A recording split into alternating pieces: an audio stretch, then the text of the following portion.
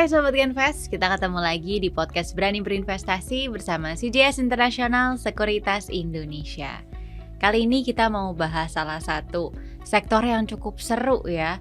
Dan kali ini tentunya saya nggak sendirian, ditemenin sama Jo and All. Hai Jo. Halo. Cantik banget hari ini deh. Makasih. Kan udah mau akhir tahun Iya. nih, udah liburan Vibe-nya udah liburan banget ya. Oke, hari ini karena ada Joen, kita mau ngobrolin tentang consumer.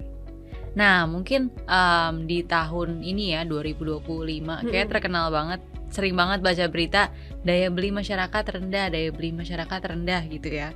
Nah, sebenarnya pemerintah juga udah beberapa kali kasih stimulus kan ya ke masyarakat.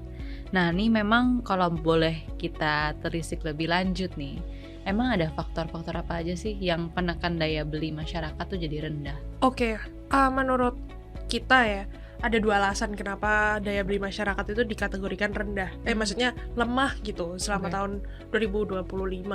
Yang pertama itu ada karena pasar job market Tenaga yang kerja ya? ya yang cukup pasar tenaga kerja yang cukup lemah, ditambah dengan yang kedua adalah disparity antara income growth sama cost of living growth. Harga-harga buat kebutuhan sehari-hari, misalnya makanan, transport, itu kan kenaikannya lebih tinggi gitu daripada kenaikan UMR. Gitu sih garis besarnya. Jadi emang kurang lebih pengangguran juga jadi isu ya? Iya, pengangguran sempat jadi isu, maksudnya sampai data pertengahan tahun gitu kan job layoff itu atau yang di PHK itu kan menurut data dari Kemenaker itu semakin tinggi. Tapi setelah masuk di semester kedua itu udah mulai pelan-pelan menurun tuh dari job layoff-nya. Jadi semoga dari sana kita ngelihat kedepannya jadi lebih cerah, karena kalau orang yang di PHK semakin sedikit kan harusnya harapannya ada stimulasi buat ekonominya, buat ada job creation gitu.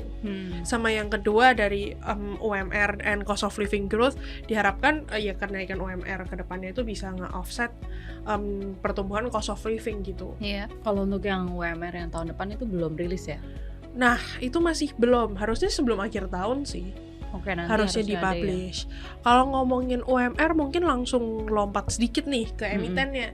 Emiten yang paling sensitif kenaikan UMR itu dari sisi biayanya ya, itu ada 5 di coverage kita. Alfamart, Midi, Mapa, Mapi, sama Ace Hardware. Retailer ya? Karena benar retailer, karena sebagian besar, hampir lebih dari 50% dari operational expense dari company-company retailer ini sebenarnya dari manpower kan, yang gajinya kebanyakan masih di UMR level. Yang paling sensitif itu yang paling besar dari jumlah tokonya dan dari jumlah tokonya itu di Alfamart, yang kedua di Midi, terus Aces selalu Mapa Mapi. Iya ya, itu benar-benar berkaitan langsung soalnya ya. Iya, tapi kan kita juga perlu yang diingat adalah dari kenaikan UMR ini tentunya ada benefit ke top line growth, yang itu yang kita susah untuk, maksudnya bagaimana buat quantify-nya itu agak indirect kan. Kalau misalnya gaji saya naik 5%, apakah saya akan menaikkan konsumsi saya setara 5%? Kan setiap orang bisa beda-beda, jadi average-nya juga beda-beda lagi. Oke, jadi overall tuh emang bermuter-muter itu di situ ya? Iya. Dari pekerjaannya mungkin dari layoff-nya cukup gede, terus ditambah juga sama mungkin cost of living-nya yang geraknya lebih cepat daripada kenaikan gaji ya? Yes. Dari sana sih kita ngeliatnya mengapa ya Indonesian purchasing power, kenapa mereka cukup lemah akhir-akhir ini. Oke, itu untuk di 2025. Benar. Nah, kira-kira kalau untuk di 2026 sendiri nih, ini ada peluang nggak sih untuk daya beli masyarakatnya tuh rebound lah? Jadi dari government program yang perlu kita monitor itu ya salah satunya dari free meal program. Itu kan menciptakan lapangan pekerjaan. Lalu dari itu Koperasi Desa Merah Putih itu kan juga diharapkan menciptakan lapangan pekerjaan dan bisa membantu dari sisi barang-barang yang disubsidi pemerintah jadi lebih tersebar dan harganya tetap itu kan udah ada harganya sendiri gitu, bisa di-maintain di harga segitu. Sama yang ketiga adalah dari MOF dari Pak Purbaya, kan dia banyak mengeluarkan ya stimulus-stimulus ekonomi yang mendorong konsumsi masyarakat. begitu. Dari kita sih ngelihatnya gini, 10 tahun yang lalu ada 2 orang yang di layoff per 10.000 orang orang 10.000 yang bekerja gitu. Nah sekarang itu degree of layoff-nya itu semakin tambah banyak gitu. Sekarang itu dari COVID sampai sekarang itu 5 orang dari 10.000. Jadi ya itu yang perlu diimprove buat dibalikin seperti dulu lagi gimana. Karena dari sisi investasi kita juga melakukan ya penelitian data gitu.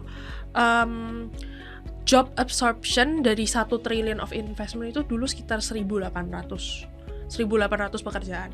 Nah sekarang itu cuma 1.300. Turun ya? Ya turun, tapi ya itu di sana jadi ada harapan untuk kedepannya bisa lebih baik lagi gitu. Terus ada hal-hal yang perlu dimonitor nggak tahun depan? Apa aja gitu? Kalau dari kita lihat ada 10 hal nih yang bisa dilihat tahun depan dan kapan aja buat dilihatin. Yang pertama itu dari GDP. Kan GDP growth itu keluarnya per quarter. Jadi itu bisa di-maintain. Bisa dilihat dari household spending sama government spending and household consumption-nya. Itu bisa dimonitor secara berkala.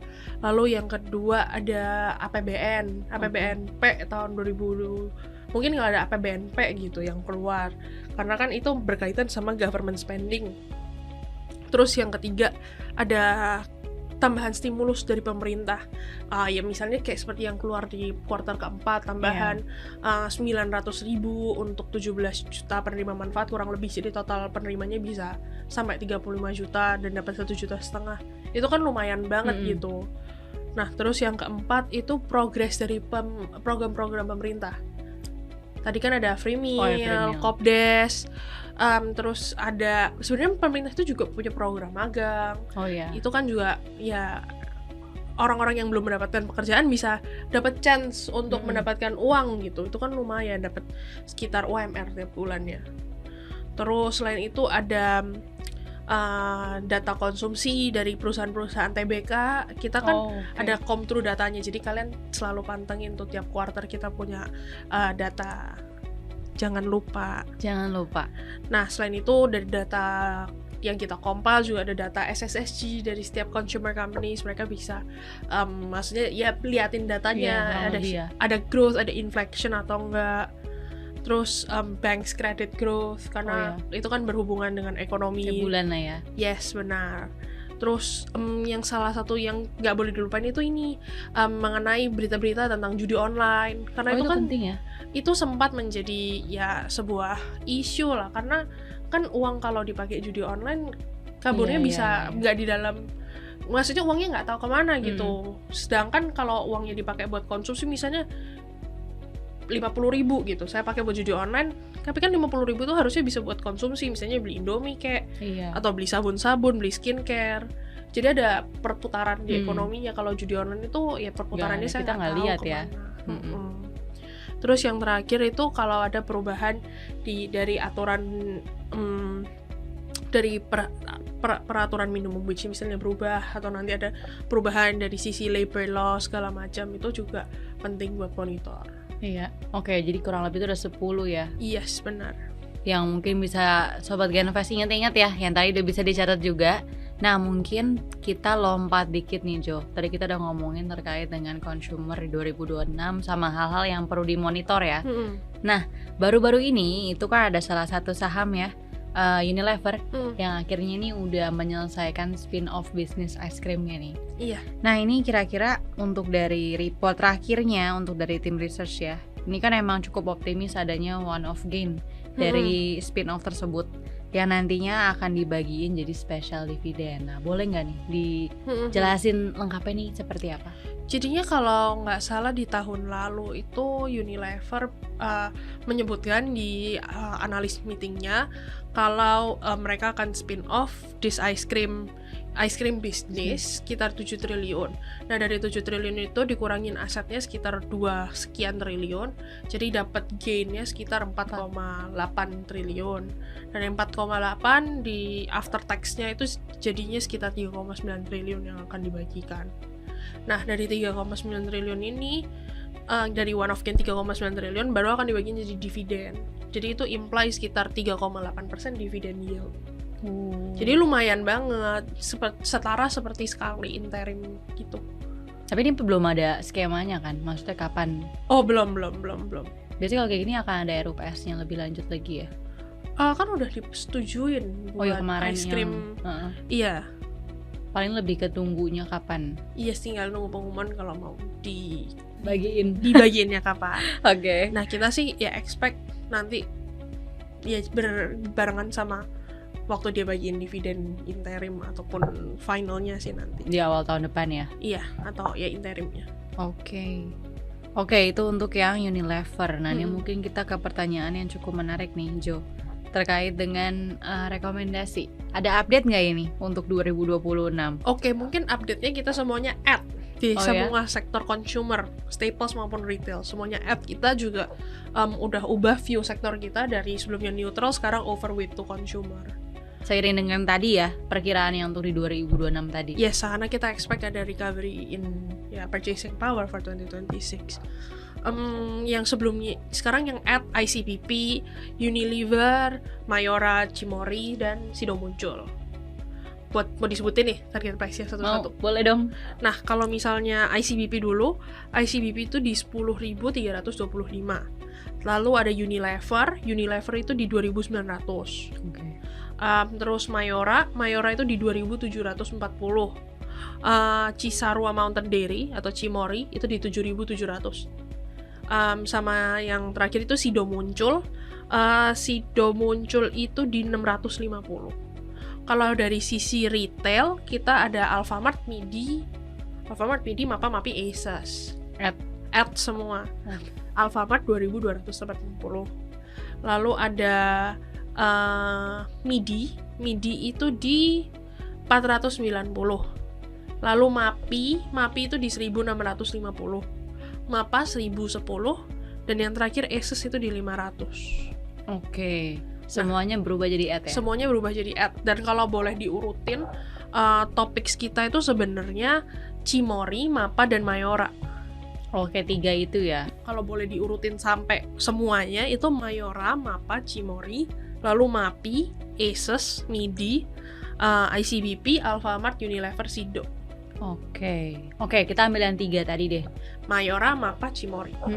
Kira-kira katalis dari 3 itu apa sih? Yang pertama ya purchasing power improvement di 2026, lalu margin improvement from lower raw commodity prices. Kan Mayora ini gross profit marginnya itu sempat kena pressure dari kenaikan harga cocoa dan kopi, dan sekarang mereka sudah selesai membeli kopi waktu masa panen, jadi nanti harusnya harganya trending down, dan cocoa price sekarang juga turun quite significant, dari biasanya average-nya 8.000 something sekarang jadi 5.000 something. Jadi ya itu kan one of the top 5 of Mayora's raw commodity gitu. Not to mention sugar harganya juga turun. Mungkin yang jadi resikonya adalah harga CPO. Oh iya. Nah, jadinya mungkin boleh nih lain kali bahas CPO price outlook-nya tahun depan gimana. Benar, karena ada masuk coverage kita ya? Udah ada. Betul, oke. Mungkin teman-teman bisa tunggu ya. Oke, tadi yang Mayora udah. Mapa, Cimory gimana nih? Ya pertama, improvement di domestic purchasing power itu satu. Tapi yang kedua juga ada improvement dari overseas business mereka. Mereka kan juga operate in several ASEAN countries, dan itu mulai ramping up gitu. Maksudnya mereka kan take over dari distributor lama, terus operasionalnya sekarang dibenerin. Mereka agak bakal ngerem pembukaan toko di luar, dan mereka akan menjadi lebih prudent dalam membuka toko baru. Tapi jadinya toko-toko yang mereka punya kualitinya secara profitable jadi lebih baik. Maka kita lihat ramping up-nya dari sana. Overseas justru ya? Iya, dan domestiknya support ya tentunya, of course. Domestiknya menarik. Ya maksudnya sekarang kan trend athleisure gitu lagi trending up gitu. Kayak orang-orang zaman sekarang pedal, kan beli baju olahraganya minimal di salah satu toko Mapa gitu. Iya. Oke, satu lagi Cimory. Kalau Cimory itu karena kita kita suka Cimory karena dia punya produk portofolio itu sangat baik.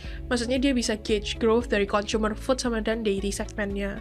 Maksudnya consumer consumer food growth-nya kan has been strong Iya. since ya dengan cancer sources Mm-mm. itu. Nah, kedepannya dan recovery di dairy segment ini udah kelihatan dari mulai third quarter atau bahkan dari second quarter gitu, dairy-nya ada improvement. Jadi kedepannya harusnya top line growth-nya ini solid, di-combine sama ya margins-nya dia itu juga bisa operate di atas dibandingkan company-company lain, ini dia secara margin lebih baik. Jadi itu kenapa kita suka sama Cimory. Oke, 3 itu ya berarti ya. Mm-mm. Emang katalisnya cukup menarik sih.